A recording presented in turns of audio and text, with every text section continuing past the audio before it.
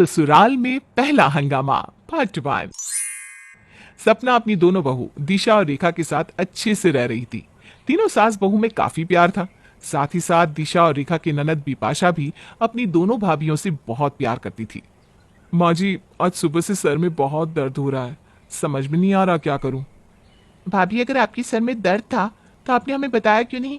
घर का काम हम कर लेते। माँ, मैं और छोटी भाभी है ना घर में अभी। बहू, पता नहीं तो कब सुधरेगी। चल इधर आ, मैं तेरा सर दबा दूं। अकेले सारा दर्द झेलती है, कभी कुछ कहती नहीं हमसे। इतना बोलकर सपना दिशा का सर दबाने लगती है। उनके घर में आज तक कभी लड़ाई नहीं हुई थी, जिस वजह से पूरा मोहल्ला सपना के घर की तारीफ करता था। ऐसे ही एक दिन जब सपना अपनी दोनों बहू के साथ मार्केट के लिए घर से बाहर निकलती है तो उन चारों सास बहू और ननद को साथ में देखकर सपना की एक पड़ोसन सपना से कहती है, सपना बहन, तुम्हारे तो भाग्य खुल गए, इतनी समझदार और अच्छी बहुएं पाकर।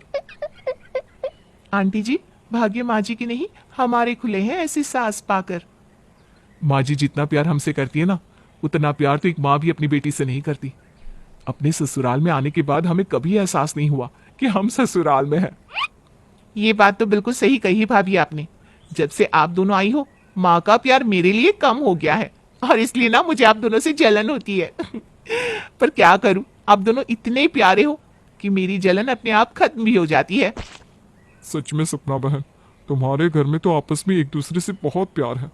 शायद यही वजह है कि आज तक तुम्हारे घर में कभी लड़ाई नहीं हुई। एक मेरे घर को देख लो, रोज की कहानी बन चुकी है मेरी बहू। अगर उसने मुझे अब भी तुम्हारे साथ बात करते हुए देख लिया ना, तो इसके लिए भी मेरे सर पर चढ़कर तांडव करेगी कि मैं किसी से मोहल्ले में बातें क्यों कर रही हूँ। अब बताओ बहन, मोहल्ले में है तो बातचीत तो होगी ही ना। अब इसमें मैं क्या कह सकती हूँ बहन, ये तो तुम्हारे घर का आपसी मामला है। अगर इसे तुम घर के अंदर ही सुलझा लो तो ज्यादा बेहतर रहेगा। इतना बोलकर सपना अपनी बहू बेटी के साथ मार्केट चली जाती है। समय यूं ही बीतता है और समय के साथ उनकी घर की शांति और खुशियां भी बढ़ती जाती है। पर एक दिन सपना की ननद यानी कि बिपाशा की बुआ निर्मला अचानक से आ जाती है। अरे सपना भाभी, मेरी प्यारी भतीजी, कहाँ हो तुम सब? मेरा स्वागत नहीं करोगी क्या? माँ, ये तो बुआ जी की आवाज है। क्या बुआ जी फिर से बिना कुछ बताए हमारे घर आ गई? अरे बिपाशा बेटा, ऐसा नहीं बोलते।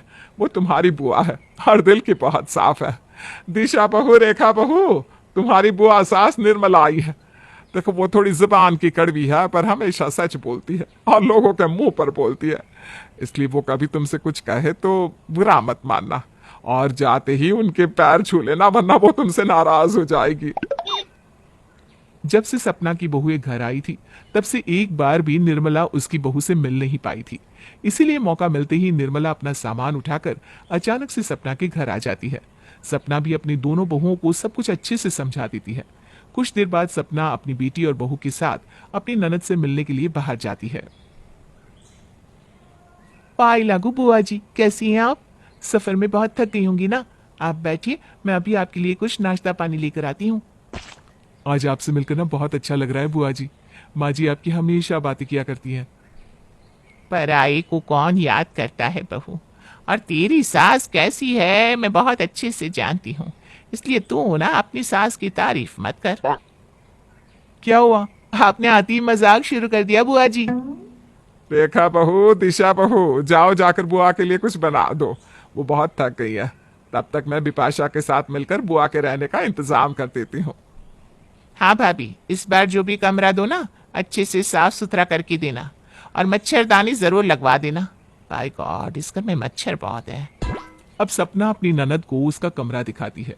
इसी तरह से 2 दिन बीत जाते हैं, पर इन 2 दिन में निर्मला देखती है कि सपना के घर में एक बार भी हंगामा नहीं हुआ। उन तीनों सास बहू में भी काफी प्यार है, कोई किसी की बात नहीं काटता। ये देखकर निर्मला को तो बड़ा अजीब लगता है।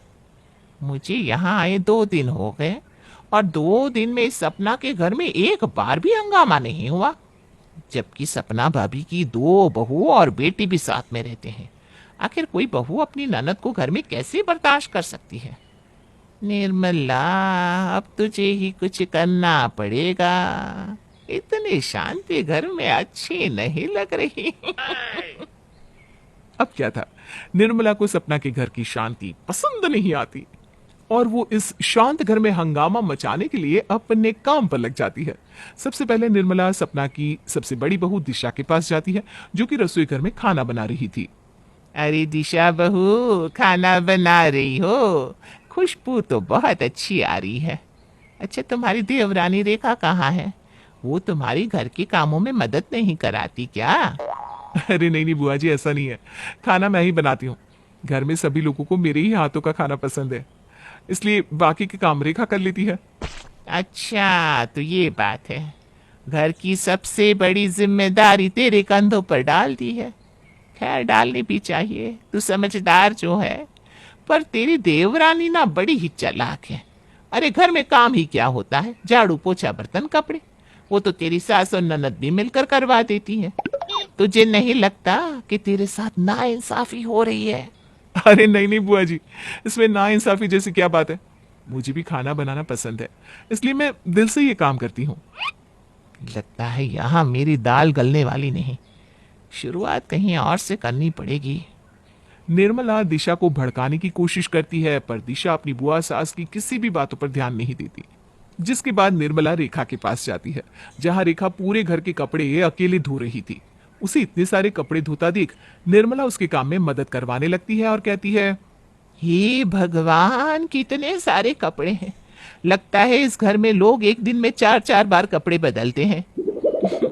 बुआ जी, मुझे तो आदत है इतने कपड़े धोने की, बल्कि आज तो और दिन से कम कपड़े हैं। क्या?